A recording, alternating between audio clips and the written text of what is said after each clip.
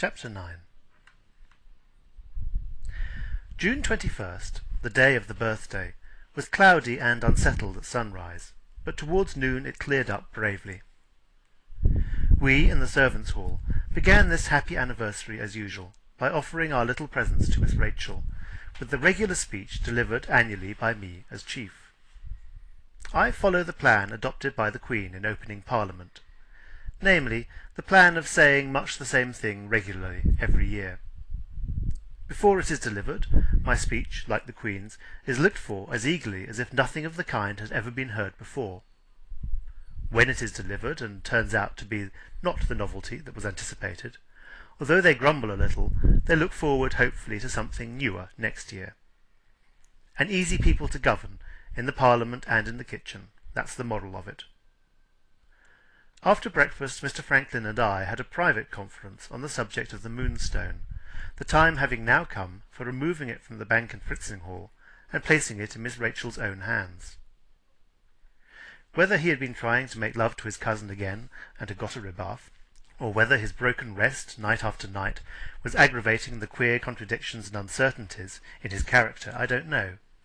But certain it is that Mr. Franklin failed to show himself at his best on the morning of the birthday. He was in 20 different minds about the diamond in as many minutes. For my part, I stuck fast by the plain facts as we knew them. Nothing had happened to justify us in alarming my lady on the subject of the jewel, and nothing could alter the legal obligation that now lay on Mr. Franklin to put it into his cousin's possession. That was my view of the matter, and, twist and turn it as he might, he was forced in the end to make it his view too. We arranged that he was to ride over after lunch to Fritzing Hall, and bring the diamond back, with Mr. Godfrey and the 2 young ladies in all probability to keep him company on the way home again. This settled, our young gentleman went back to Miss Rachel. They consumed the whole morning, and part of the afternoon, in the everlasting business of decorating the door. Penelope standing by to mix the colours as directed, and my lady, as luncheon time drew near, going in and out of the room with her handkerchief to her nose, for they used a deal of Mr. Franklin's vehicle that day, and trying vainly to get the 2 artists away from their work.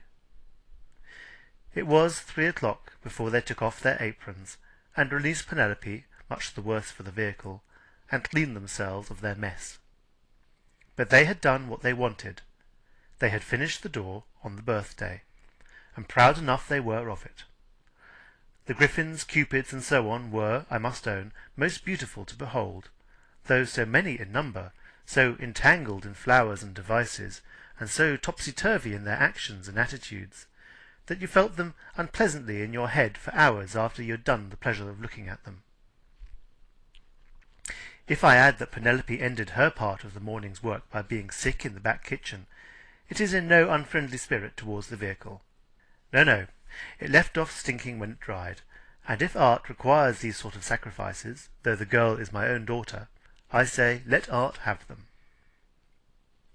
Mr. Franklin snatched a morsel from the luncheon table, and rode off to Fritzing Hall, to escort his cousins, as he told my lady, to fetch the Moonstone, as was privately known to himself and to me. This being one of the high festivals on which I took my place at the sideboard, in command of the attendants at the table, I had plenty to occupy my mind while Mr. Franklin was away. Having seen to the wine, and reviewed my men and women who were to wait at dinner, I retired to collect myself before the company came. A whiff of you-know-what, and a turn at a certain book which I have had occasion to mention here in these pages, composed me body and mind. I was aroused from what I am inclined to think must have been not a nap but a reverie, by the clatter of horses' hoofs outside, and, going to the door, received a cavalcade comprising Mr. Franklin and his 3 cousins, escorted by one of old Mr. Ablewhite's grooms. Mr. Godfrey struck me, strangely enough, as being like Mr. Franklin in this respect, that he did not seem to be in his customary spirits. He kindly shook hands with me, as usual, and was most politely glad to see his old friend Betteridge wearing so well. But there was a sort of cloud over him, which I couldn't at all account for, and when I asked how he had found his father in health, he answered rather shortly, "Much as usual." However, the two Miss Applewhites were cheerful enough for 20, which more than restored the balance. They were nearly as big as their brother, spanking, yellow-haired, rosy lasses, overflowing with superabundant flesh and blood, bursting from head to foot with health and spirits. The legs of the poor horses trembled with carrying them, and, when they jumped from their saddles, without waiting to be helped, I declare they bounced on the ground as if they were made of india rubber. Everything the Miss Applewhites said began with a large "Oh."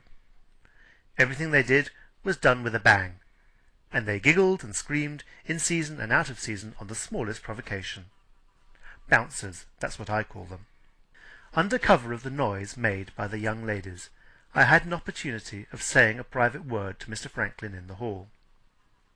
"Have you got the diamond safe, sir?" He nodded and tapped the breast pocket of his coat. "Have you seen anything of the Indians?" "Not a glimpse."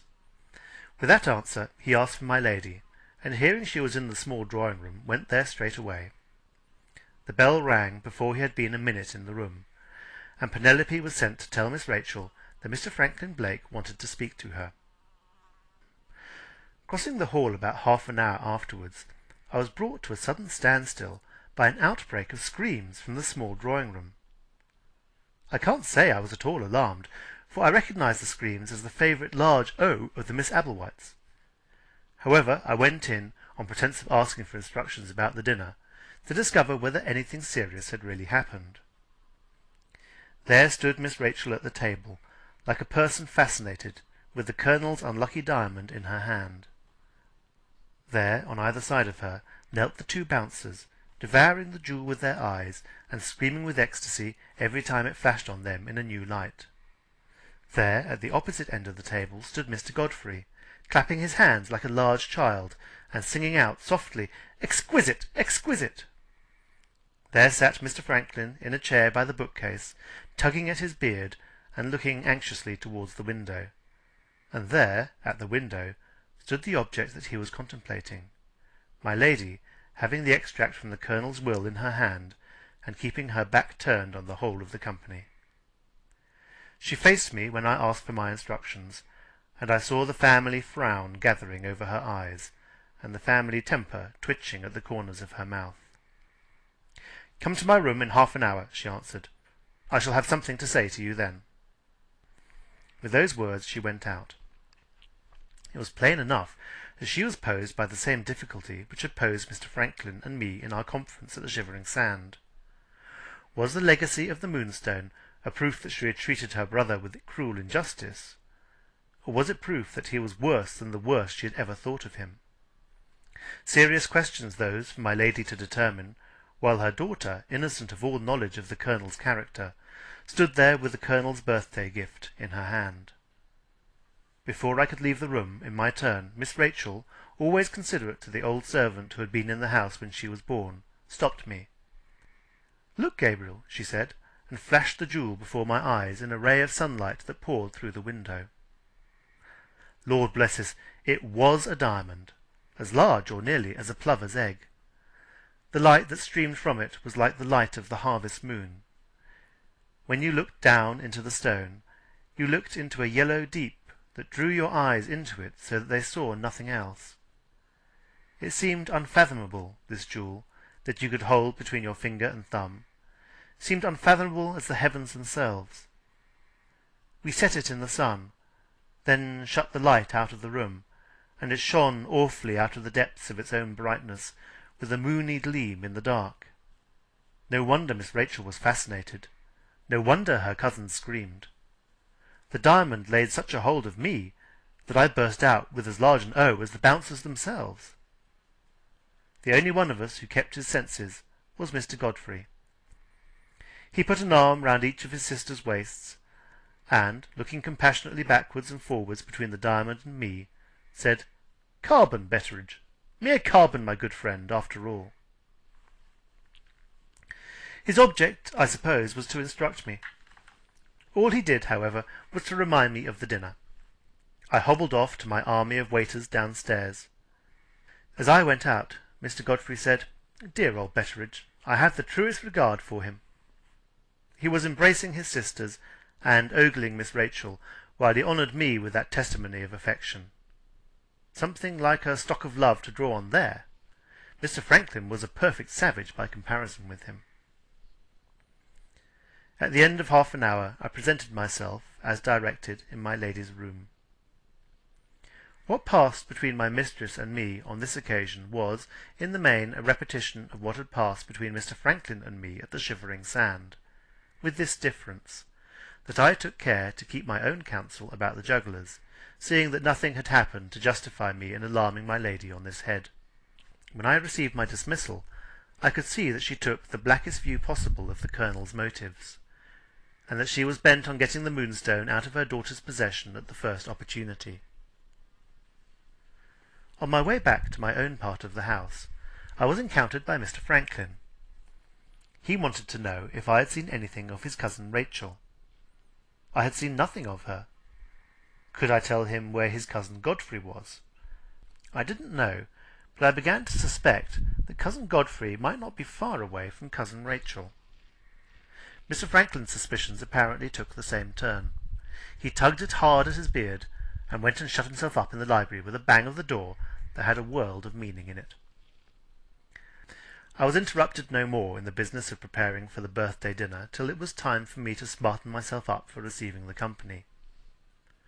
Just as I had got my white waistcoat on, Penelope presented herself at my toilette on pretence of brushing what little hair I've got left, and improving the tie of my white cravat.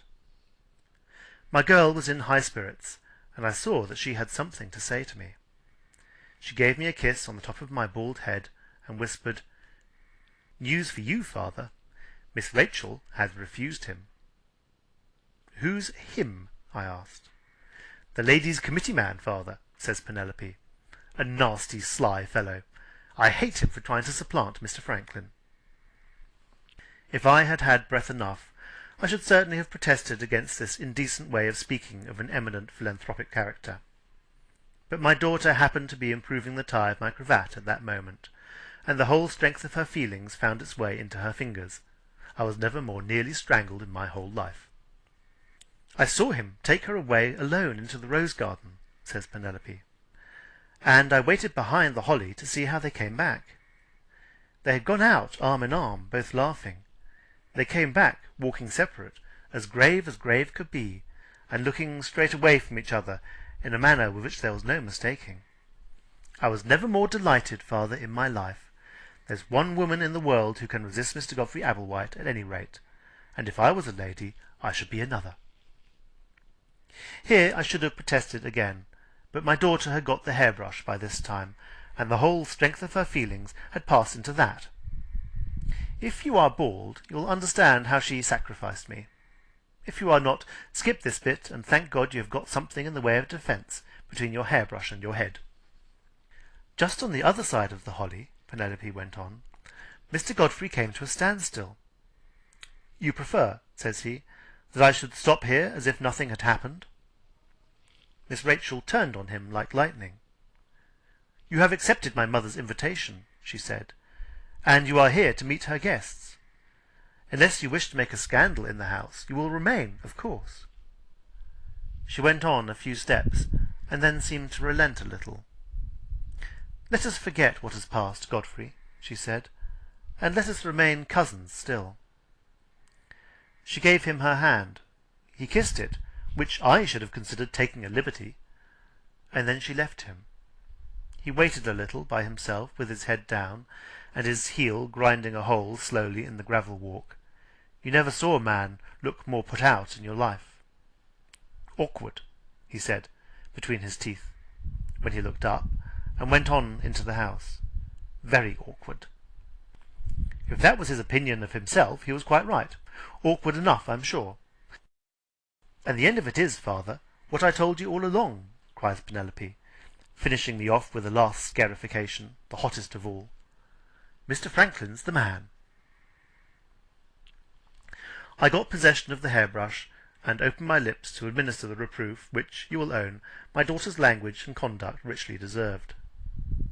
Before I could say a word, the crash of carriage wheels outside struck in and stopped me. The first of the dinner party had come. Penelope instantly ran off. I put on my coat and looked in the glass. My head was as red as a lobster, but in other respects I was nicely dressed for the ceremonies of the evening as a man need be. I got into the hall just in time to announce the two first of the guests. You needn't feel particularly interested about them, only the philanthropist's father and mother, Mr. and Mrs. Applewhite. End of chapter 9.